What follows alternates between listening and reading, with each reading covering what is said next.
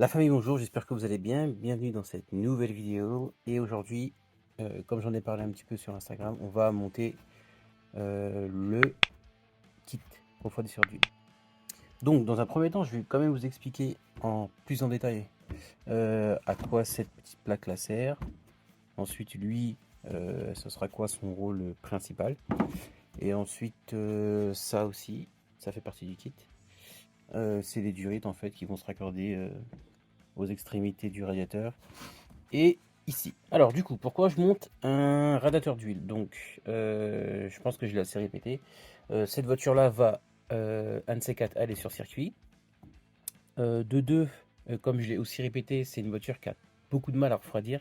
Donc le système est mal fait, etc., etc. La position du moteur fait aussi que ça accélère, on va dire, la chauffe du moteur. Donc, j'ai eu dans l'idée de monter un radiateur d'huile. Tout ça pour quoi? Pour descendre mes températures d'huile. Donc, il y a plusieurs solutions pour refroidir un moteur. Soit on s'occupe du système d'eau, donc on met un radiateur plus gros, ou alors on met un thermostat qui se déclenche un peu plus tôt. Ou alors on peut aussi refroidir l'huile, parce que oui, l'huile moteur participe aussi au refroidissement du bloc.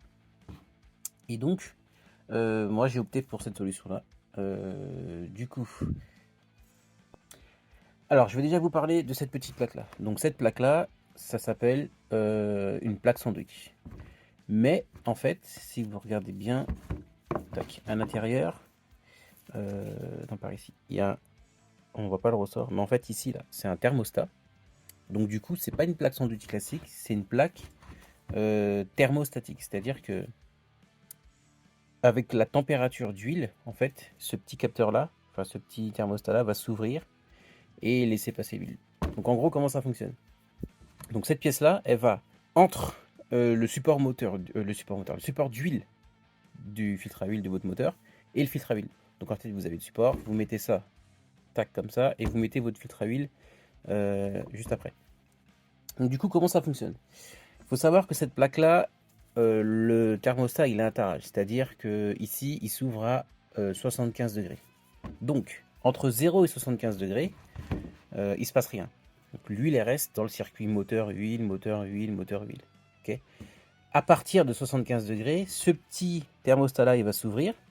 Il va laisser passer l'huile dans les petits trous que vous voyez là. Ensuite, l'huile va partir dans les durites qui sont là, va arriver dans le radiateur. Le radiateur, théoriquement, vous roulez, donc l'air arrive dessus, donc le radiateur est froid, donc l'huile arrive dedans, elle est refroidie, et ensuite, elle repart directement dans le filtre à huile en passant par un des deux trous ici. Donc en gros, en dessous de 75 degrés, on est en circuit fermé, moteur, filtre à huile. Et au-dessus de 75 degrés, on fait moteur, radiateur d'huile, filtre à huile. Ou moteur, filtre à huile, radiateur d'huile, peu importe. Donc voilà son rôle principal à elle. C'est elle qui va déclencher le moment où l'huile va pouvoir circuler dans le radiateur. Ensuite, on a le radiateur lui-même. Donc lui, comme un radiateur classique de refroidissement, il est là pour refroidir. Donc il est généralement posé à un endroit où l'air frais arrive bien en façade. Donc moi je vais le mettre juste devant le pare-choc, enfin derrière le pare-choc. Et en fait son rôle à lui, c'est tout simplement de récupérer l'huile une fois que cette pièce-là a ouvert le circuit, la refroidir via l'air qui lui arrive en pleine tête, et du coup à la renvoyer directement dans le bloc moteur. Donc il faut savoir qu'il existe plusieurs tailles de radiateurs. Ça c'est pas les plus petits, mais c'est pas les plus gros non plus. Après il faut aussi voir par rapport à la configuration du véhicule, par rapport aussi au moteur et aussi à l'utilisation que vous allez en faire. Moi j'ai pris un radiateur d'huile, on va dire moyen. Donc c'est ce qu'on appelle un 19 rangées. Pourquoi 19 rangées? Parce qu'en fait il y a plusieurs rangées ici que vous pouvez voir, les petites grilles que vous voyez, et en fait il y en a 19. Il existe des 13, des 24, des 30, enfin bref, peu importe. Donc moi je trouvais que le 19 rangé, c'était vraiment le combo en fait idéal, ni trop gros et ni trop petit à la fois. Alors du coup, pourquoi j'installe tout ça? Donc comme je vous l'ai dit, je le répète encore une dernière fois parce que ça va vous saouler, circuit. Qui dit circuit dit qu'on utilise fortement le moteur, donc beaucoup dans les tours, et automatiquement le moteur chauffe énormément. Donc il y a deux trois choses à savoir. L'huile que vous mettez dans votre moteur, elle a une température de fonctionnement efficiente, on va dire.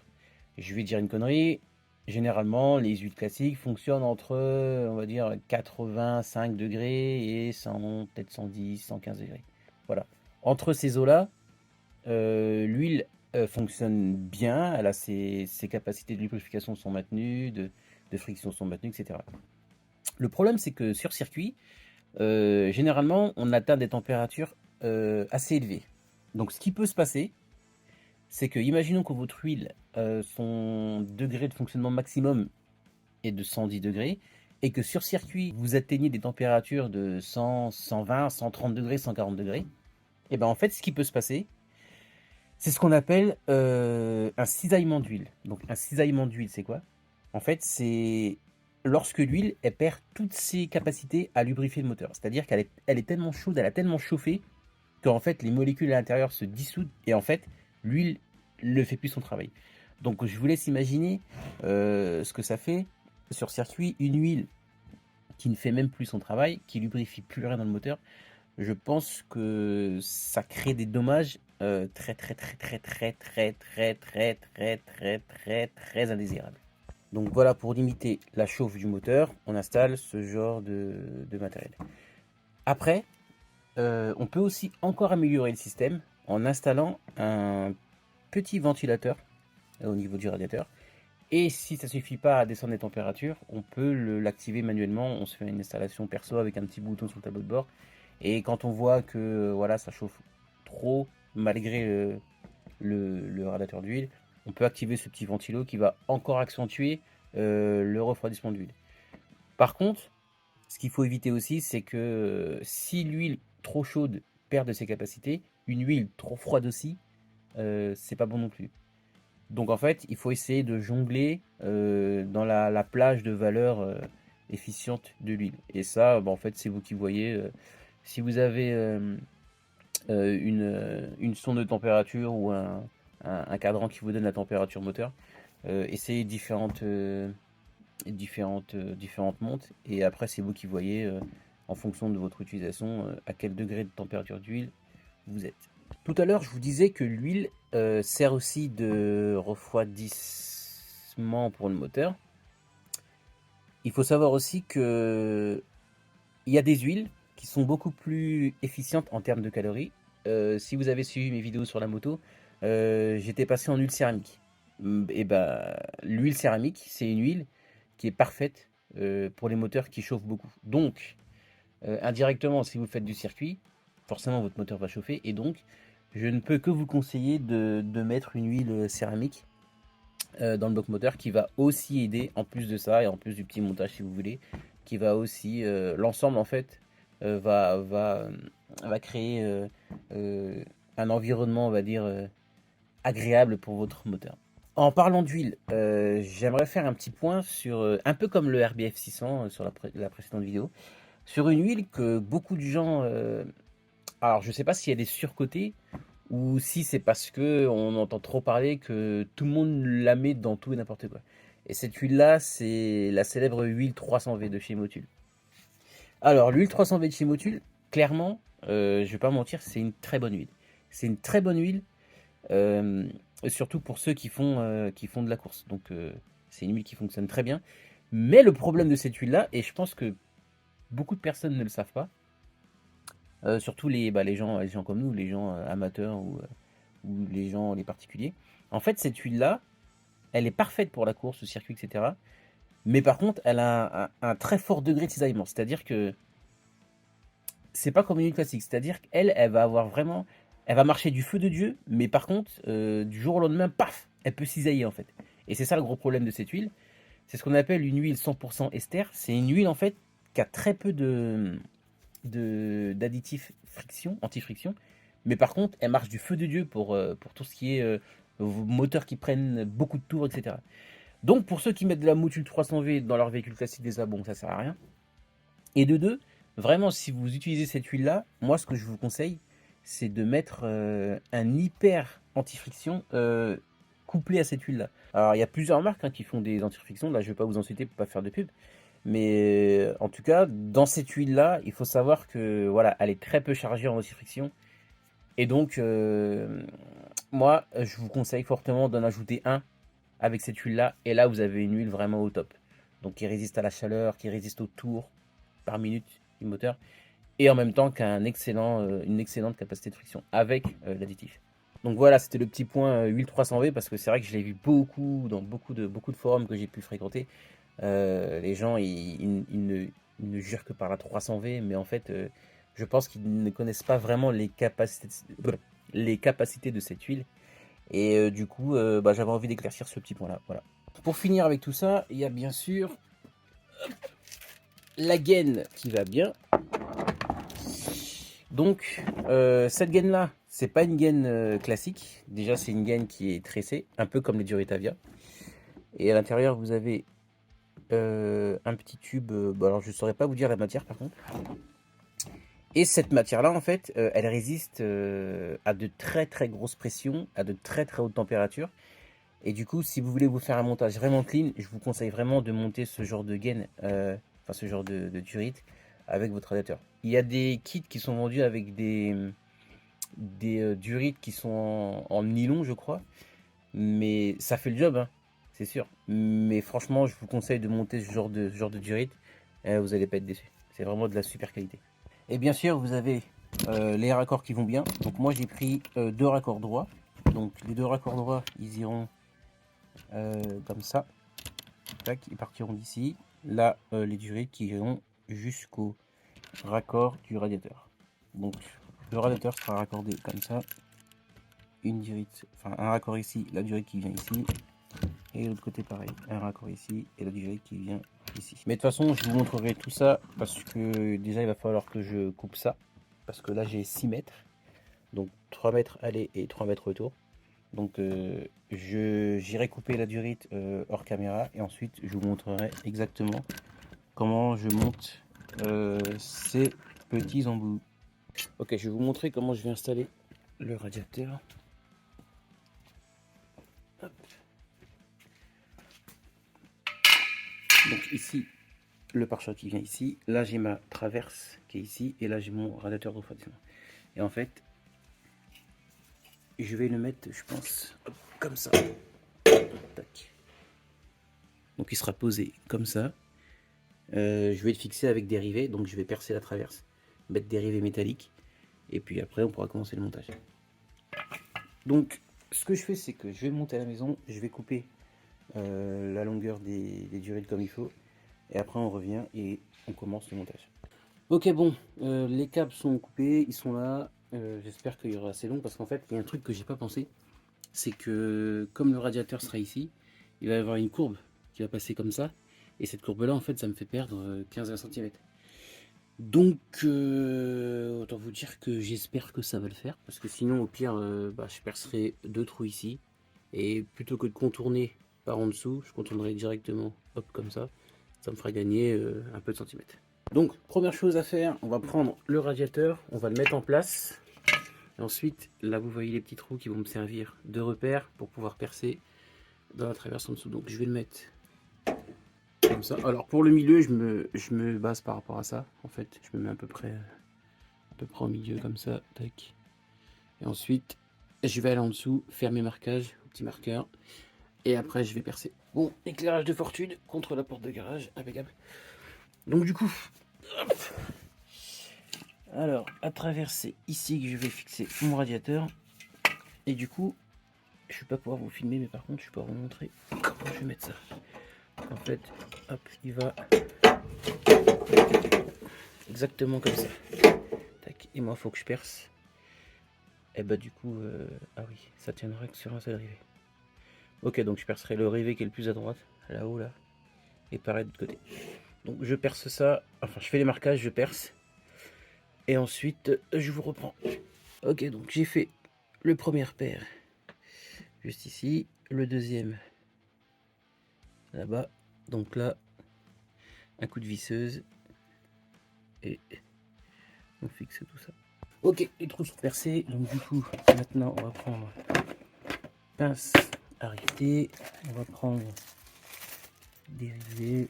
Alors, je vais prendre mes plus gros que j'ai. Je vais quand même contrôler si ça passe dans mon radiateur. Ok, donc j'ai réussi à percer. Tac, ici. Mais le problème, c'est que voilà. Et le deuxième trou qui est là, en fait, et je peux pas percer dans la traverse parce que en fait il déborde un peu dans le vide. Donc la seule solution que j'ai, c'est de percer entre les deux trous, et du coup je mets un deuxième rivet entre les deux et normalement ça devrait être bon, parce que là, même si avec les durites ça va rigidifier le tout, ça bougera plus, je préfère quand même assurer le coup en perçant au milieu.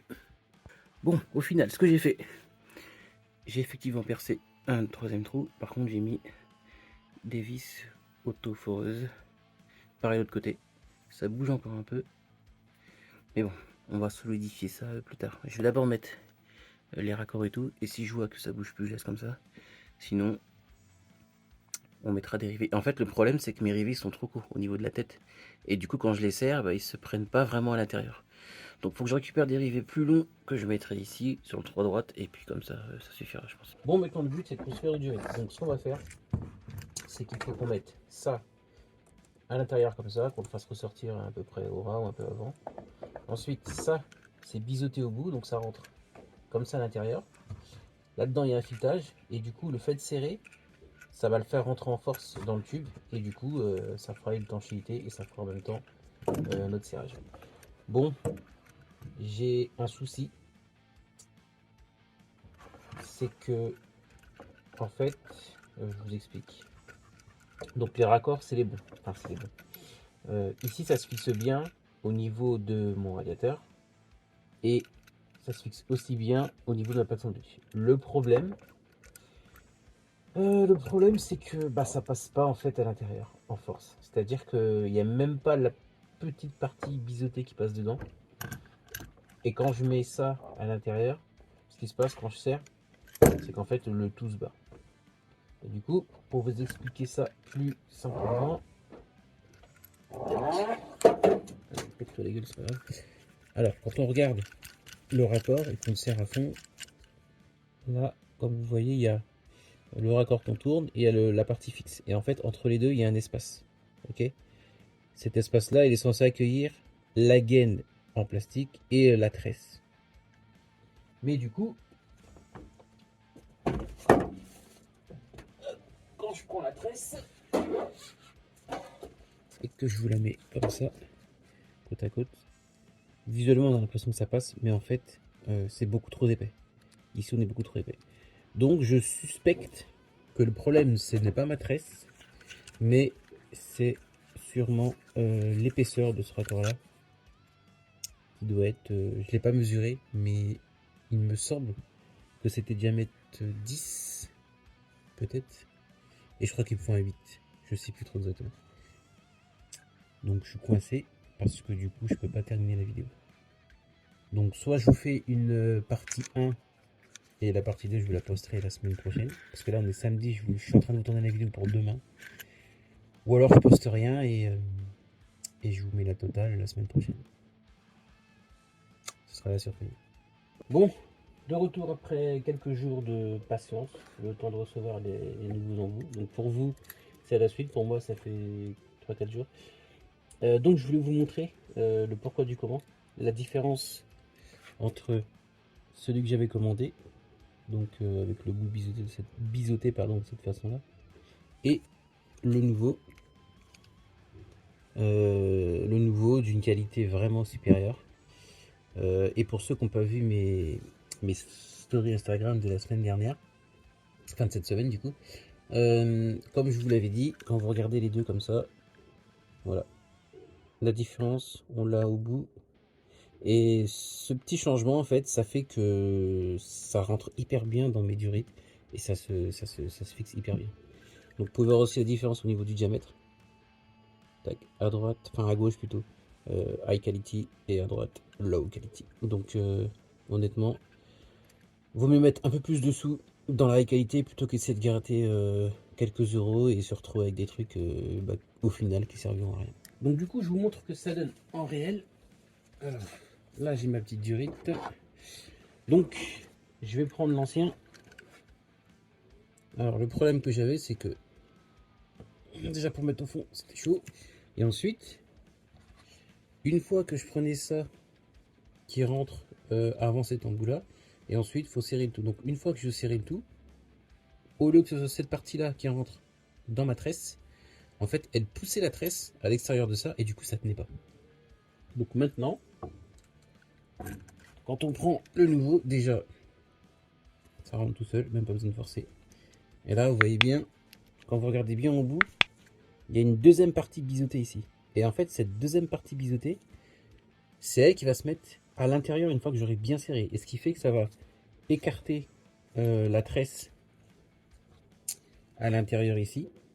Et du coup, ça va se serrer à l'intérieur. Ce qui fait que, en fait, le principe, c'est que quand la tresse s'écarte, elle est un peu plus grosse que ce diamètre ici. Du coup, quand vous tirez, ça peut pas sortir. En gros, c'est ça. Du coup, on va commencer à assembler tout ça. Alors là, vous voyez, il y a un bout de scotch. C'est normal, en fait, quand vous voulez couper une tresse, pour pas qu'il y ait les poils de ferraille qui se barrent dans tous les sens, vous mettez un petit rouleau de scotch autour. Hop, vous coupez et normalement, c'est à peu près propre. Là, c'est voilà, des petits bouts, mais ça va le faire. Donc, je vais enlever le scotch. Et ensuite, on va assembler tout ça. Bon, du coup, le but est de mettre ça là-dedans. Le seul X, c'est que dès qu'il y a un petit bout de poil qui dépasse là, de poil métallique, de tresse, du coup, ça rentre pas. Étant donné que le diamètre là, il est quasiment égal à celui-ci, faut vraiment que ce soit bien circulaire. Le truc, c'est qu'une fois que tu as coupé, c'est plus vraiment... Ah putain, ça pique. Plus vraiment circulaire et du coup, ça rentre plus. Donc, on se fait violence. On essaye de rentrer tous les picots. Mais je vous le dis, c'est pas évident. Mine de rien. Il y a toujours un qui se fait la malle. Et du coup, on est toujours là à les redresser. J'ai à peu près réussi à le mettre. Je pense que c'est bon. Maintenant, le but, c'est de l'enfoncer le plus possible jusqu'à ce que on ait de quoi mettre la partie à l'intérieur et avoir assez de filet pour pouvoir serrer. Là, je crois que je suis à fond.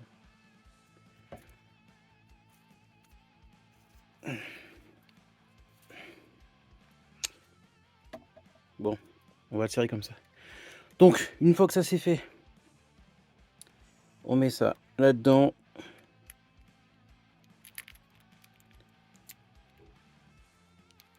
Et le but, c'est de réussir à le serrer.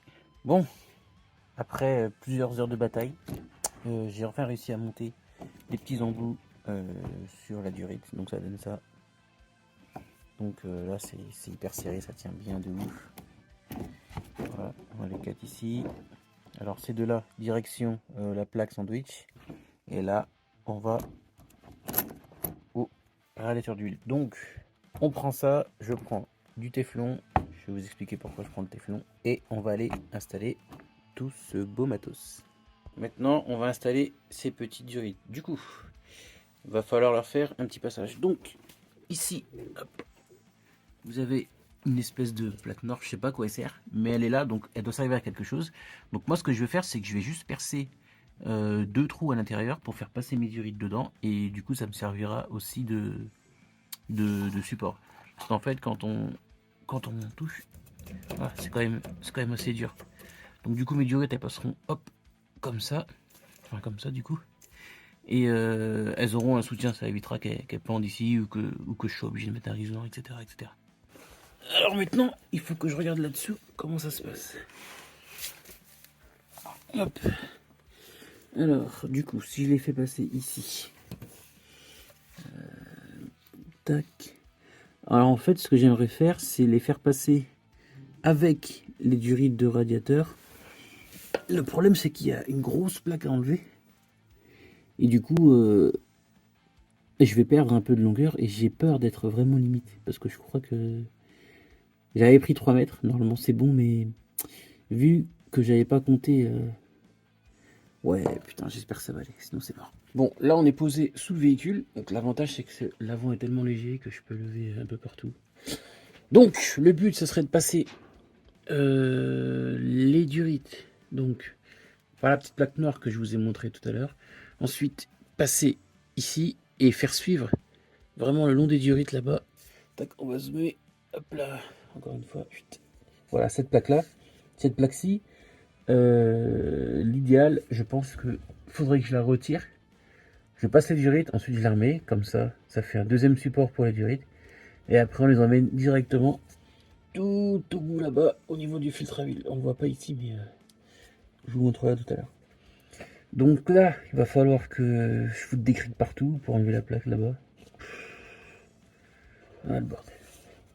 Le bordel, le bordel. Mais bon, il n'y a pas le choix. On va faire ça propre quand même. Donc, on va prendre ce qu'il faut et puis on va desserrer tout ça. On va déjà commencer par percer à peu près ici. Et pour la deuxième, ouais, quelque part par là. Allez, c'est parti. Bon, on va partir à peu près. Oui, on va se mettre là.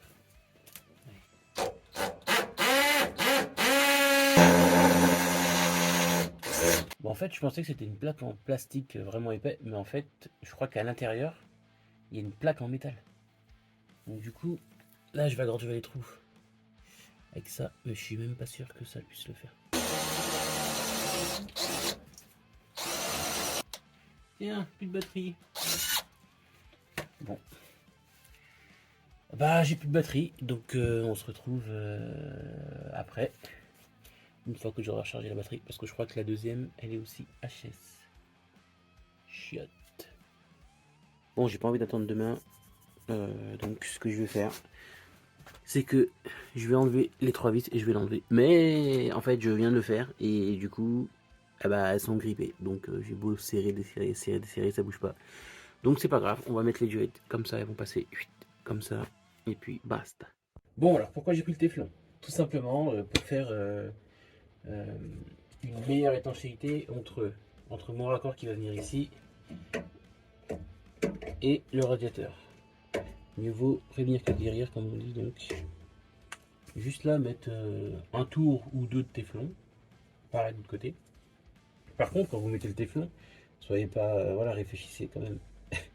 Sachant qu'on visse dans le sens des aiguilles d'une montre, donc comme ça.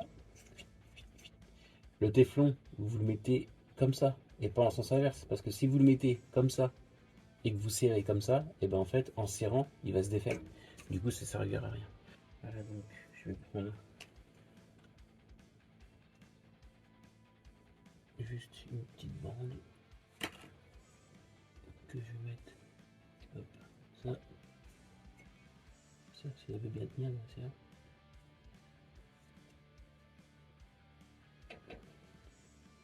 Voilà, pas besoin de plus. Juste une petite bande comme ça. Histoire de. Voilà. Mes deux entrées sont téflonnées. Maintenant, on va pouvoir installer la douée.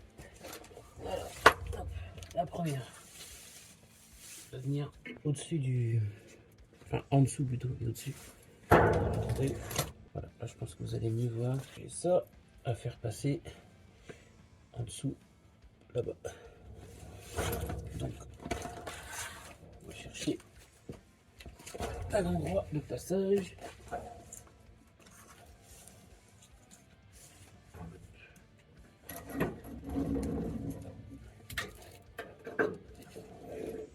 Je pense que là c'est pas mal.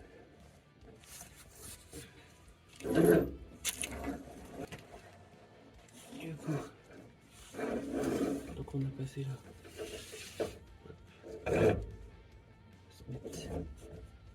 Alors,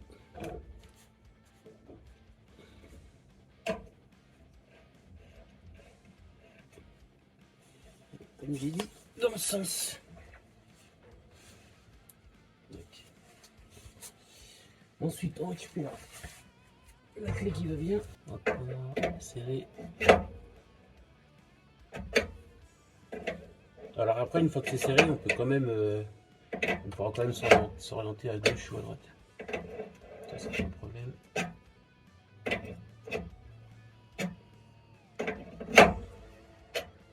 Ok, pareil pour la deuxième, et je vous récupère. Bon, du coup, ça donne ça. Les durettes, elles partent comme ça, en biais. Elles font leur petite descente. Alors, attendez, je vais dézoomer. Hop, ok. Donc, petite descente ici. Elle passe. Hop. Elle passe au-dessus ici. Ensuite, je vais les faire rejoindre les durites d'eau qui sont là. Donc, jusque là-bas, jusqu'à la plaque que je vous ai montré tout à l'heure. Et après, on file jusqu'au filtre à huile. Je vous explique le bail vite fait. La plaque ici, qui est là depuis la création du véhicule, avec 24 vis, de la loctite dessus, et bien sûr, je suis à la clé. Donc, ça va pas être une partie de plaisir, mais bon, comme on dit, quand on aime, eh ben on aime. Ok, la plaque est enfin arrivée. C'était une galère. Ok, donc si je prends la lampe, voilà, ici, hop, on a le passage des durites de flotte. Et ben tout simplement, ce sera mon passage pour mes durites d'huile. Le passage est tout fait, tout tracé. Il y a juste à suivre. Et après, direction le filtre à huile qui est là-bas. Quelque part par là, ici. Ok. Est-ce que je vais pouvoir vous installer tranquillou pour filmer? Je sais même pas. Honnêtement, ça va être compliqué. Je vais voir ce que je peux faire. Bon, comme ça, on est pas mal. Bon, du coup, le but, c'est de poser ça proprement. Alors, moi, je pensais à un truc comme ça. Je vais les mettre tout simplement là. Mettre un riselant, enfin, 2 ou 3 riselants sur la longueur. Jusqu'au bout là-bas. Et la deuxième je la mets où? Est-ce que j'ai de la place? Soit la deuxième, je la fais venir comme ça aussi. En gros, je mets les deux côte à côte, ici. Soit celle-ci, je la fais venir ici, mais je trouve que c'est pas terrible. Je pense que je vais prendre les deux comme ça. Hop, on va les mettre comme ça, avec un riselant, ou 2 ou 3. Ok. Et après, on refout la plaque. Bon, je vous montre comment j'ai mis ça. Donc, ça part là-bas, hop, ça suit. Tac. Et là, on arrive au filtre qui est juste là. Pour l'instant, j'ai pas serré les riselants à fond parce qu'en fait, je vais avoir plus long que prévu. Bon, j'ai prévu plus long, donc du coup, nickel. Donc en fait, ce qui va se passer, c'est que je vais devoir jouer avec la longueur pour en mettre un peu plus là-bas, histoire d'être bien tendu ici. Sachant qu'ici, ça vient... Alors, soit je les fais venir sur le côté, soit je les fais venir par en dessous. Je sais pas comment je vais mettre la plaque sandwich. Enfin, je vais la mettre sans la mettre, la plaque, du coup. Je vais vous expliquer pourquoi. Parce qu'en fait... Bon, attendez. Déjà, je vous montre comment installer cette petite plaque. Alors, du coup, là, on a, comme je vous dis, la plaque sandwich, le joint et les différents adaptateurs. La plaque sandwich. Déjà, première chose, on va fixer les raccords. On a nos deux raccords qui sont fournis avec. Donc il y a la partie avec le joint qui va côté plaque sandwich et l'autre partie qui va côté durite. Donc là pareil, moi je vais mettre du téflon, mais bon après vu qu'il y a le joint, si vous voulez ne pas en mettre, n'en mettez pas. Mais bon moi par précaution je vais quand même en mettre. Donc je vérifie quand même si ça passe. Donc c'est bon. On va vérifier l'autre aussi quand même. Ok, c'est bon. Là aussi. Ok. Et le deuxième. Ok. Alors les extrémités, je les ai vérifiées aussi. Donc c'est bon, ça passe bien sur mes raccords. Donc maintenant, on va téflonner ça et on raccorde. Voilà, c'est téflonné. Donc maintenant, on prend ça. Donc moi, mon filtre à huile, il vient comme ça. Donc le support de filtre, il est par là. Donc ici, ce sera le côté joint. Donc là, il y a un joint normalement qui va ici, qui est juste là. Donc ça va être comme ça, tac. Et en fait, ça va, tac. Et le support de filtre est là, ça va ici.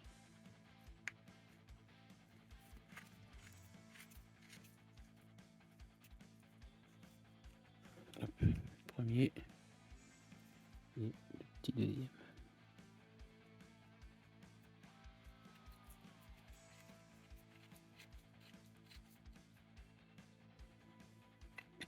Là.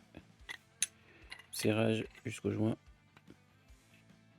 Voilà, là on est bien serré, on a bien écrasé le joint, on a téflonné pour plus de sécurité.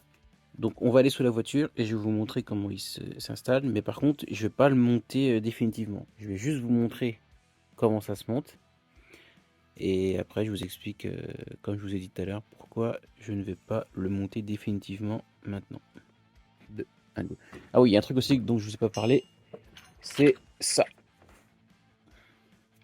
Alors en fait, avec la plaque, vous avez tous ce genre de raccord qui est fourni. Donc ça sert à quoi? Donc je vous ai pris mon filtre à huile à moi. Tac. Voilà. Donc ici, vous avez un filetage à l'intérieur. Il y a plusieurs normes de filetage, mais honnêtement, la plupart des véhicules, voilà, les filetages se ressemblent. Mais dans le kit, des fois que, ils vous fournissent différents types de filetage. Donc normalement, vous avez le bon avec vous. Celui-là, par exemple, il est trop petit. Celui-là, trop gros. Celui-là, trop petit. Voilà. Normalement, dans le kit, vous avez au moins celui qui va, à coup sûr. Donc, on vérifie que ça sert bien. Ok, ça sert bien. Alors, comment ça se passe? Là, vous avez le support de filtre à huile. Avec votre filtre à huile qui est serré directement sur son support. Donc en fait, il suffira de desserrer votre filtre. Ensuite, vous mettez la plaque sandwich. Je vais enlever ça, pas perdre. La plaque sandwich, vous la mettez, hop, comme ça. Donc au milieu, il y a un trou avec le filetage d'origine qui permet de fixer votre filtre. À l'intérieur de cet embout là aussi, c'est fileté. Je sais pas si on va le voir là. Yes, autofocus. Fileté, donc vous le mettez à l'intérieur. Tac, comme ça. Ensuite, vous serrez sur le filetage d'origine. Une fois que c'est serré, vous avez bien la plaque sandwich qui est fixée contre votre support d'origine. Et à ce moment-là, prenez votre filtre et vous le mettez dessus. Donc en fait, ça fait support d'origine, plaque sandwich, filtre. Et l'intermédiaire entre le support d'origine et le filtre, c'est cette petite partie-là. Et comme je vous ai dit, normalement, vous l'avez fourni avec. Bon, alors là, je suis en train de vous filmer sous le véhicule. Donc, si à la caméra, la vidéo tourne, se met en format portrait, ce sera à cause de ça. Donc là, vous avez mon filtre à huile qui est là. Et du coup, mon support de filtre à huile qui est ici, partie grise. Donc lui, on le retire. On met la plaque sandwich. On met l'adaptateur. Et on revisse le filtre dessus. Et du coup, là, maintenant que je suis là, je suis en train de réfléchir à un truc. Là. J'ai un espace réduit.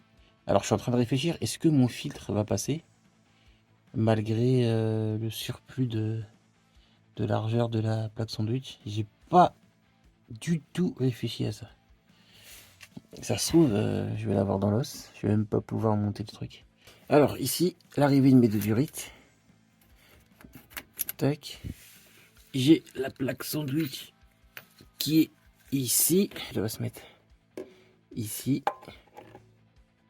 Juste là, à la place du filtre à huile, comme ça. Tac. Ou comme ça. Tac. Peu importe. Ça va dépendre comment je vais orienter mes durites. Et après, le filtre à huile se met par-dessus. Maintenant, si je mets la plaque ici, est-ce que j'ai encore d'espace? J'ai un peu d'espace, mais est-ce que je vais pouvoir passer mon filtre? C'est ça le problème. Puis c'est comme ça. Ouais, ça va être chaud les gars. Je sais même pas si mon filtre va passer. En tout cas, je monte pas ça aujourd'hui. Du moins pas dans la vidéo, pas dans cette vidéo là. On va ressortir de là-dessous et je vais vous expliquer pourquoi. Donc pourquoi je monte pas le kit complètement tout de suite maintenant. En fait, il faut savoir que la voiture, depuis que depuis qu'elle est en réparation, elle a toujours pas roulé sur la route. Depuis qu'il y a le nouveau moteur et que tout fonctionne, elle a juste démarré, elle a pas roulé sur la route. Donc moi en fait, ce que j'ai envie de faire d'abord, c'est de la faire rouler un petit peu sur la route, histoire que voilà, le moteur reprenne ses marques entre guillemets, que tout se dégrive, tout se lubrifie bien comme il faut, etc. Ensuite, je vais lui faire un nettoyage moteur complet avec un produit que j'avais déjà utilisé sur une des vidéos de la moto, je crois. Ça s'appelait le M-Flush. Donc en fait, c'est un nettoyage moteur tout simplement qu'on mélange dans l'huile. Et il faut rouler un petit peu avec, genre une cinquantaine de kilomètres. Ensuite, une fois que ce sera fait, je vais vider l'huile. Et à ce moment-là, en fait, je passerai sur une huile céramique. Donc comme l'huile céramique, c'est une autre technologie que l'huile classique, je suis obligé de faire un nettoyage complet. Donc c'est pour ça que j'ai pas envie de le faire, de monter le kit total maintenant, parce qu'après, le truc c'est qu'il va falloir que je purge lui. Et pour le purger, il suffit pas juste de débrancher en dessous, il faut aussi vider les durites, vider ce qu'il y a dans les durites. Et autant vous dire que vu comment elles sont installées, j'ai vraiment pas envie de les redémonter de sitôt. Donc une fois que tout ça se sera fait, on fera une vidéo où je passerai en huile céramique et on terminera le montage du kit radiateur d'huile. Du coup, j'espère que la vidéo vous a plu. Pour la prochaine vidéo, je ne sais pas encore ce que ça sera. J'ai envie de vous la présenter telle quelle, mais je réfléchis encore, je sais pas. Il y a encore 2-3 petites choses à faire avant de pouvoir aller me balader sur la route. Mais je pense que soit c'est la vidéo où je passe en huile céramique, donc avec la fin du montage du kit radiateur d'huile, soit je vous présente la voiture euh, telle quelle, donc roulante mais pas terminée. Et ensuite, bah, je vous dirai exactement ce qu'il restera à faire, ce qu'il y a de prévu encore dessus, etc., etc. Donc pour l'instant, on laisse ça comme ça. Moi, je vais m'atteler à vite remonter tout ça et aller me balader avec pour la mettre en route. Et ensuite, on avise. Merci d'avoir regardé la vidéo. Pensez à vous abonner, liker, partager. Si vous avez des questions par rapport au kit, comment le monter, etc. Enfin bref, si vous avez des questions là-dessus, n'hésitez pas dans les commentaires directs. Si je peux vous répondre, bah, je vous répondrai. En attendant, je vous souhaite un bon dimanche. Ciao.